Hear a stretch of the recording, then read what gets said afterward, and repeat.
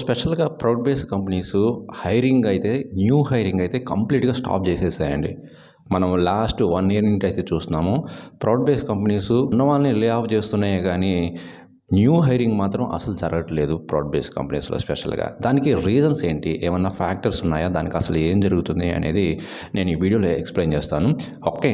So, మీరు video end వరకు చూడండి. అప్పుడే మీకు ఇన్ఫర్మేషన్ అయితే అండర్స్టాండ్ అవుతుంది. ఈ ఇన్ఫర్మేషన్ గాని నచ్చితే మర్చిపోకుండా లైక్ చేయండి. So that it will reach more people. Okay. ఇక మనం అసలు టాపిక్ అయితే డిస్కస్ చేద్దాం. ప్రొడక్ట్ బేస్డ్ కంపెనీస్ లైక్ మీకు అన్నీ తెలిసినవే మెటా అంటే ఫేస్‌బుక్ కానీ, గూగుల్ కానీ, మైక్రోసాఫ్ట్ కానీ, అడోబ్ కానీ ఓకే. ఇలాంటివి చాలా ప్రొడక్ట్ బేస్డ్ కంపెనీస్ అయితే టాప్ ప్రొడక్ట్ బేస్డ్ కంపెనీస్ ఏం చేస్తున్నాయంటే చాలా వరకు 90% హైరింగ్ అయితే స్టాప్ చేసేసాయి. న్యూ ఎంప్లాయీని హైర్ చేసుకోవడం స్టాప్ చేసేసాయి. లాస్ట్ 1 ఇయర్ నుండి అయితే చూస్తూనే ఉన్నాం న్యూస్ పేపర్‌లో, ఆర్టికల్స్‌లో అండ్ న్యూస్‌లో కూడా చూస్తున్నాం. ఇలాగ product based company, Amazon company ఇంత లే ఆఫ్ చేసిందని, గూగుల్ ఇన్ని లే ఆఫ్ చేసిందని చూస్తూనే ఉన్నాం. బట్ ఎక్కడ కూడా న్యూ హైరింగ్ అయితే జరగట్లేదు.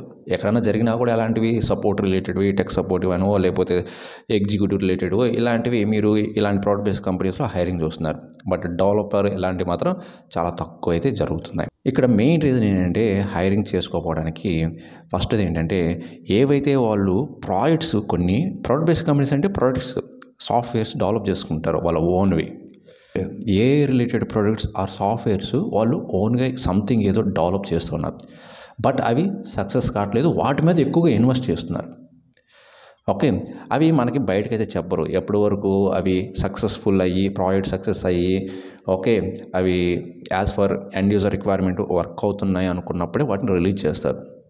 అవి ఎవరికి బయటికి రాదు ఆ ఇన్ఫర్మేషను. కానీ వాళ్ళు ఎక్కువగా ఇన్వెస్ట్ చేస్తున్నారు. అలాంటి ప్రాజెక్ట్స్ మీద ఇన్వెస్ట్‌మెంట్ ఎక్కువ చేస్తూ ఓకే. హైరింగ్ అనేది తగ్గిపోయింది. ఇన్వెస్ట్‌మెంట్ దాని మీద ఎక్కువ చేస్తున్నారు. బట్ అవి సక్సెస్ కావట్లేదు maximum of the products, softwares. అందువల్ల వాళ్ళు ఏం చేస్తున్నారు, న్యూ హైరింగ్ తగ్గించుకొని ఆ ఇన్వెస్ట్ మీద ఎక్కువ ఖర్చు చేస్తున్నారు. అండ్ ఇంకోటి కూడా సెకండ్ రీజన్ ఏంటంటే చాలా వరకు వాళ్ళు ఏవైతే డెవలప్ చేశారో రిలేటెడ్వి కొన్ని డెవలప్ చేసుకున్నారు అండ్ వాటితో వాళ్ళు ఎక్స్పెరిమెంట్ చేస్తున్నారు. చాలా ఎక్స్పెరిమెంట్ చేస్తున్నారు అండ్ సక్సెస్ కూడా అవుతున్నారు. కొంత ఏదైతే రిపిటేటివ్ టాస్క్ ఉంటుందో ఓకే. ఏదైతే మాన్యువల్‌గా రిపీటెడ్‌గా వర్క్ చేసే టాస్క్ అన్నీ కూడా మ్యాక్సిమం ఈ ఆటోమేషన్ టూల్స్‌తో, సాఫ్ట్‌వేర్స్‌తో వాళ్ళ టాస్క్‌ని కంప్లీట్ చేయడానికి వాళ్ళైతే టెస్టింగ్ అయితే చేస్తున్నారు. అంటే ఎక్స్పెరిమెంట్‌లో జరుగుతుంది.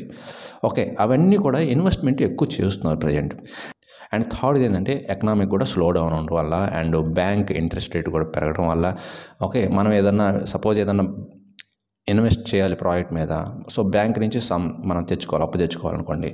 సో, దానికి కూడా ఇంట్రెస్ట్ రేట్ పెరగడం వల్ల సో, ఇవన్నీ కన్సిడర్ చేసుకొని ప్రొడక్ట్ బేస్డ్ కంపెనీస్ అని ఏంటంటే కొంత న్యూ క్యాండిడేట్ హైర్ చేసుకోవడానికి చాలా స్ట్రగుల్ అవుతుందన్నమాట. ఓకే.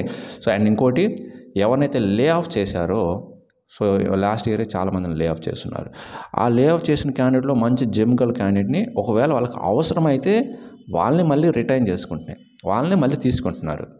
మంచి వర్త్ గల క్యాండిడేట్‌ని వాళ్ళు లే ఆఫ్ చేసుంటారో లే ఆఫ్ టైంలో వాళ్ళని మళ్ళీ రిటైన్ చేసుకుంటున్నారు. మెయిన్‌గా జరుగుతుంది ఏంటంటే వాళ్ళు కొన్ని ప్రాజెక్ట్స్ మీద ఇన్వెస్ట్‌మెంట్ ఎక్కువ పెట్టున్నారు. అవి ఇంకా సక్సెస్ కాలేదు.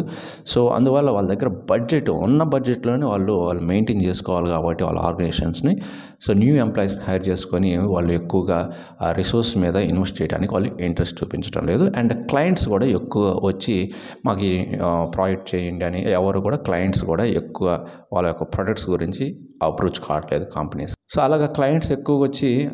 క్లయింట్స్ ఆర్ బిజినెస్ ఆర్గనైజేషన్ ఎక్కువ వచ్చి వాళ్ళకి related products or business related projects develop చేసి నేను అడిగితే వీళ్ళు అప్పుడు హైరింగ్ అనేది ఓపెన్ చేస్తారు.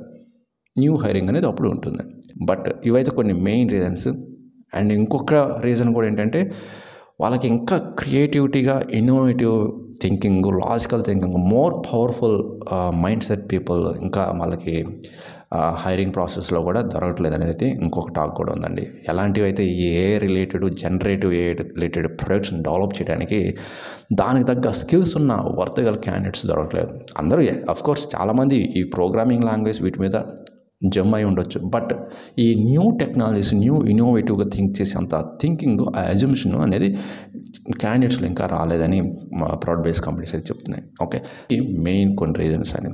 ఓకే, బట్ ఇలాగే ఎప్పుడు ఉండదు. ఎకనామిక్ కూడా ఎప్పుడైతే ఇంప్రూవ్ అవుతుందో, ఎకనామిక్ గ్రోత్ ఉంటుందో, ఆటోమేటిక్గా బ్యాంక్స్ కానీ సపోర్ట్ చేస్తే ఈ ప్రాడ్ బేస్డ్ కంపెనీస్కి, ఓకే, సో ఆ ఇంట్రెస్ట్ రేట్ తగ్గించేసి ఎకనామికల్గా కొంచెం స్ట్రాంగ్ అయితే ఆటోమేటిక్గా న్యూ క్లయింట్స్ వస్తారు అండ్ వాళ్ళు న్యూగా ఇన్వెస్ట్ చేయడానికి కూడా అమౌంట్ ఉంటుంది. సో న్యూ హైరింగ్ తీసుకుంటారు. సో ఇవన్నీ జరగాలంటే ఇంకొక 6 months వెయిట్ చేయాలని, 6 to 8 months వెయిట్ చేయాలని అయితే చెప్తున్నారు.